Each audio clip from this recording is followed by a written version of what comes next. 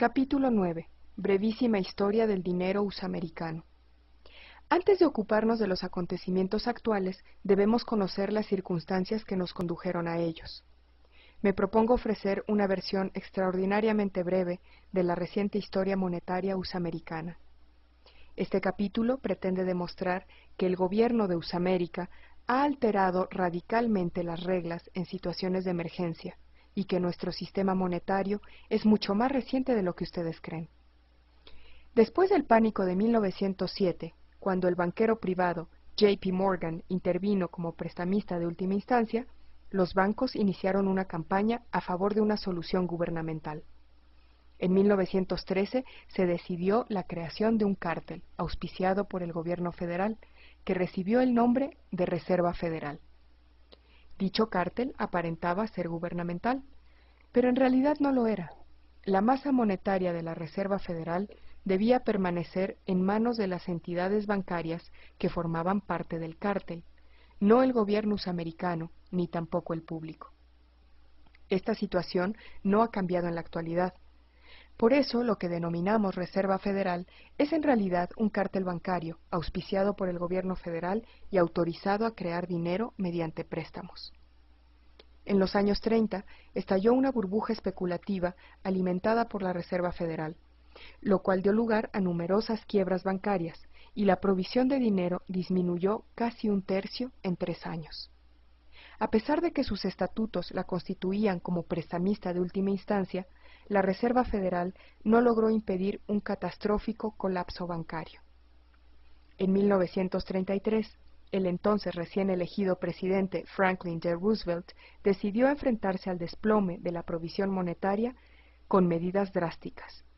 Para lograrlo, confiscó todo el oro que estaba en manos privadas e inmediatamente devaluó el dólar usamericano. Antes de la confiscación, la onza de oro valía aproximadamente $21, mientras que después su valor alcanzó los 35. No pasó mucho tiempo antes de que las obligaciones contractuales del gobierno de Usamérica, tales como los bonos pagaderos en oro, fuesen anuladas con el aval de la Corte Suprema. Sirva esto de ejemplo de cómo los gobiernos en situaciones de emergencia pueden cambiar las reglas y saltarse sus propias leyes. Todo el oro confiscado terminó en las bóvedas de seguridad de la Reserva Federal, en el Fondo Monetario Internacional o en los libros de la Reserva Federal. En total, se intercambiaron 11.000 millones de dólares por 261 millones de onzas del oro nacional. En otras palabras, el control absoluto de la provisión de oro de la nación más poderosa y próspera de la Tierra se entregó a cambio de 11.000 millones de dólares, todos ellos creados de la nada, lo cual dio lugar a una enorme penuria en los depósitos de la Reserva Federal. Por curiosidad, ¿han tratado alguna vez de levantar ladrillos de oro de 32 kilos de peso?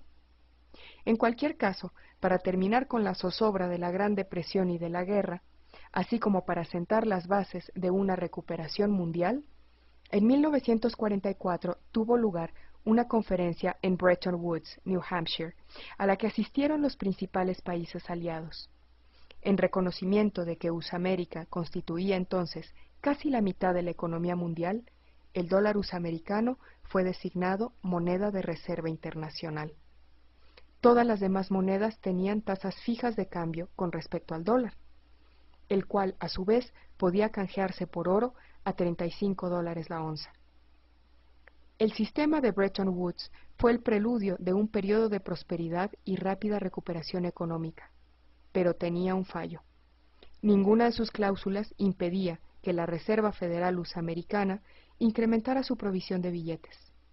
Como era de esperar, el respaldo en oro de cada dólar disminuyó sin cesar, de tal modo que no había suficiente oro para respaldar todos los dólares emitidos. Entretanto, conforme se intensificaba la guerra en Vietnam, Usamérica iba acumulando déficits presupuestarios e inundando el mundo con dólares de papel. Francia, en aquel entonces gobernada por el presidente Charles de Gaulle, empezó a sospechar que Usamérica sería incapaz de cumplir con sus obligaciones de Bretton Woods, las cuales le exigían canjear su exceso de dólares por oro. Cuando Francia cambió su excedente de dólares por oro, las reservas que el Tesoro usamericano tenía de este metal disminuyeron de forma alarmante. Por último, el presidente Nixon declaró fuerza mayor el 15 de agosto de 1971 y cerró de un golpe la ventana del oro, eliminando la convertibilidad del dólar. Esto es lo que suelen hacer los gobiernos en tiempos de guerra, y Usamérica siguió dicha tendencia. Pero esta vez el mundo entero se vio afectado, porque la eliminación de la convertibilidad del dólar en oro destruyó las bases del sistema de Bretton Woods. Sin el respaldo del oro, desaparecieron los límites físicos que hubiesen podido impedir la proliferación desenfrenada de billetes de dólar. Puesto que ahora sabemos que todos los dólares están respaldados por deuda, ¿qué creen que sucedió con la deuda usamericana una vez que dejó de existir el rigor externo del oro? Tratemos de averiguarlo. Este gráfico muestra la deuda federal usamericana desde 1959 hasta 2004. Es de señalar que se parece mucho a cualquiera de los gráficos exponenciales que ya hemos estudiado. Pero fíjense que la curva empezó a subir inmediatamente después de que Nixon cerrase de un golpe la ventana del oro, es decir, cuando eliminó el último vestigio de limitación física externa del sistema. Y fíjense también en la enorme celeridad con que la deuda se ha incrementado en los últimos tiempos. Durante los últimos años hemos sido testigos de la mayor y más rápida acumulación de deuda fiscal de toda nuestra historia, y ello debido en gran medida a un experimento que nunca antes se había puesto en práctica desde el nacimiento de este país. Me refiero a la implicación en dos guerras exteriores y al recorte de los impuestos, ambas cosas al mismo tiempo. Esta rapidísima acumulación de deuda no es ningún proceso misterioso, sino más bien una consecuencia totalmente previsible de haber cerrado de un golpe la ventana del oro. ¿Cuánto tiempo podremos aguantar así? Por desgracia, no existe una respuesta convincente aparte de esta, tanto como nos lo permitan los extranjeros. Una segunda consecuencia, previsible y relacionada, tiene que ver con la cantidad total de masa monetaria en circulación. Recuerden, todo el dinero empieza a existir cuando lo prestan, de forma que la curva de la deuda federal debería poder indicarles la tendencia de la curva del dinero usamericano entre los años 1959 y 2007, representada en el siguiente gráfico. Lo primero que hemos de señalar es que este país necesitó más de 300 años, desde la llegada del primero de los colonizadores de Nueva Inglaterra hasta 1973, para generar nuestro primer billón de dólares de masa monetaria. Debo aclarar que en español, un billón es 1.000.000 de millones, es decir, la unidad seguida de 12 ceros. Todas las carreteras, los puentes, los mercados de cada rincón de cada pueblo, los barcos y los edificios, desde la primera colonia hasta 1973, solo necesitaron 1.000.000.000 de dólares de masa monetaria. ¿Cuánto tiempo necesitó nuestro más reciente billón de dólares? Fue creado de la nada durante los últimos 4 meses y medio. Y ahora les pregunto, ¿qué pasará cuando nuestra nación cree de la nada 1.000.000.000 de dólares cada 4 semanas? ¿Y cada 4 días? ¿O cada 4 horas? ¿Y si fuese cada 4 minutos? ¿A dónde lleva esto, si no es a la hiperinflación y a la destrucción del dólar, y por añadidura de nuestra nación? Si observamos estos acontecimientos en orden temporal, veremos que la Reserva Federal fue creada en 1913. Solo 20 años después, en 1933, nuestro país se adentró en una forma de bancarrota y entregó sus existencias colectivas de oro, por imperativo legal, a la Reserva Federal.